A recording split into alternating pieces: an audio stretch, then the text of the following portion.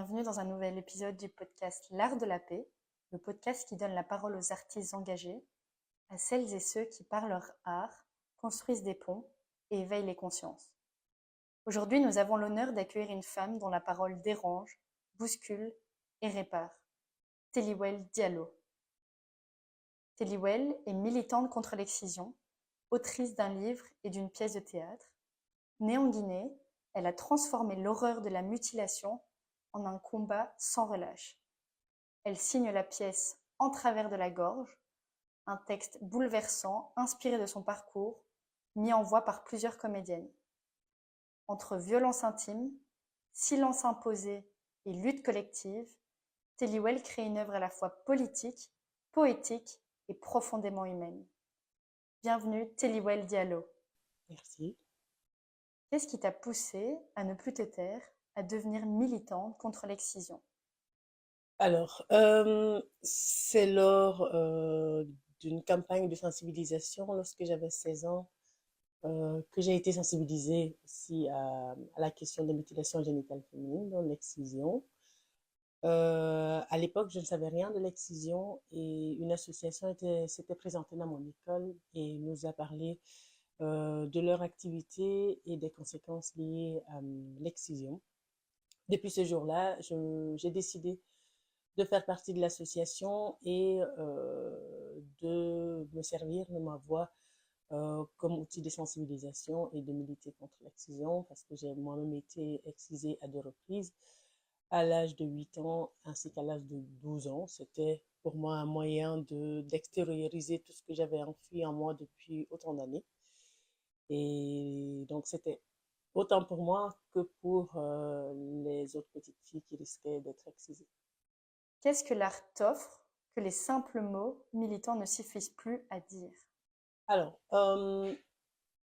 à la base, j'ai écrit un texte euh, que j'ai préparé pour mes enfants.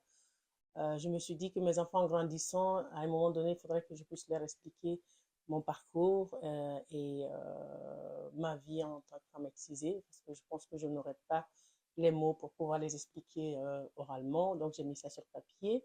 J'en ai parlé à un ami qui écrit des pièces de théâtre, qui m'a proposé d'en faire une pièce de théâtre. Donc, l'idée vient de lui. Mais en même temps, j'ai trouvé que c'était une idée géniale parce que c'était aussi un autre moyen, en plus des sensibilisations que j'ai faites en Guinée et ici, de parler un peu de la problématique des mutilations génitales féminines ici de l'excision. Ta pièce, En travers de la gorge, s'inspire directement de ton histoire. Pourquoi avoir choisi le théâtre comme moyen d'expression? Donc voilà, ça répond, je crois que la question précédente répond déjà à celle-ci, mais encore une fois, c'était vraiment l'idée de pouvoir mettre ça sur papier et surtout aussi d'en faire peut-être un livre.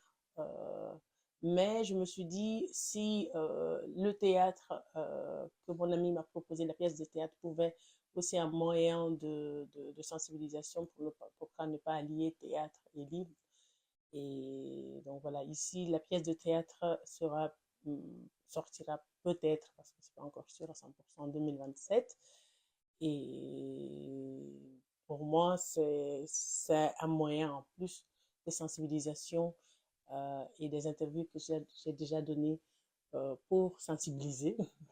Un Réfléchir. moyen de sensibilisation, sensibiliser le public à la question des mutilations génitales féminines. Il y a une phrase très forte dans ta pièce. Même mon nom, je ne l'emporte pas. Témoigner pour toi, est-ce une manière de reprendre ce nom, cette histoire, ce corps qu'on a voulu t'enlever? Alors, témoigner pour moi en plus d'être une manière de parler de mon vécu, est également un moyen de casser le tabou autour de l'excision. Parce que quand on voit le pourcentage de filles, de jeunes filles excisées dans le monde et le tabou qui tourne autour de cette pratique, ça me semble important que des personnes, que ce soit moi ou d'autres personnes, puissent en parler et qu'on puisse sensibiliser à cette question. Donc, personnellement, témoigner est pour moi une réappropriation de mon corps que je n'arrive toujours pas à avoir pour l'instant. J'espère un jour pouvoir le faire. J'ai l'impression de vivre dans deux mondes différents.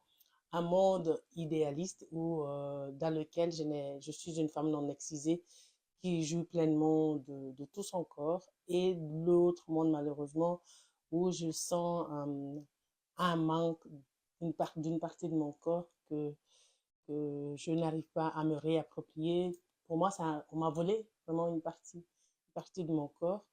Et j'ai beau travailler dessus, je pense que c'est le seul moyen qui m'aide en tout cas à, à être, me mettre parfois dans ce monde idéal, c'est passer par le témoignage.